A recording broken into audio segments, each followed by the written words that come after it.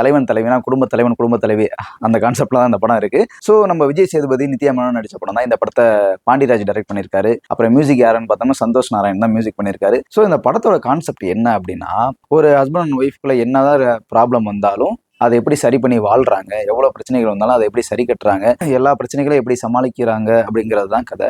RK சுரேஷா இருக்கட்டும், நித்யா மேனனா இருக்கட்டும், விஜய் சேதுபதியா இருக்கட்டும், தீபா, அப்புறம் சரவணன், எல்லாருமே அவங்கவுங்களுக்கு கொடுத்த ஒரு ரோலை ரொம்ப பக்காவா ஒரு சூப்பரான ஒரு லெவல்ல காட்டியிருக்காங்க அவங்களோட ஆக்டிங் திறமையை. அதுவும் இந்த நித்யா மேனனும் விஜய் சேதுபதியும் பார்த்தீங்கன்னா அப்படியே பக்கா பொண்டாட்டி புருஷ மெட்டீரியல் அப்படி வளர்ந்துருக்காங்க. சொல்லவே தேவையில்ல, ஏன்னா அந்த அளவுக்கு இருக்கு படம்.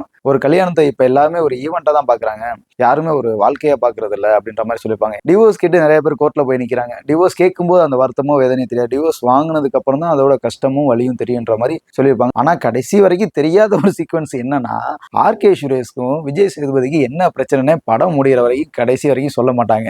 பாண்டியராஜ் நல்ல தெளிவான ஒரு மெசேஜா மக்களுக்கும் ஹஸ்பண்ட் அண்ட் ஒய்ஃப்க்கும் நல்ல தெளிவாக கொடுத்துருக்காரு. கண்டிப்பா ஹஸ்பண்ட் அண்ட் ஒய்ஃப் போய் இந்த படத்தை பாருங்க, குறிப்பா ஃபேமிலியோட போய் பாருங்க, குறிப்பா தியேட்டர்ல பாருங்க. சரியா?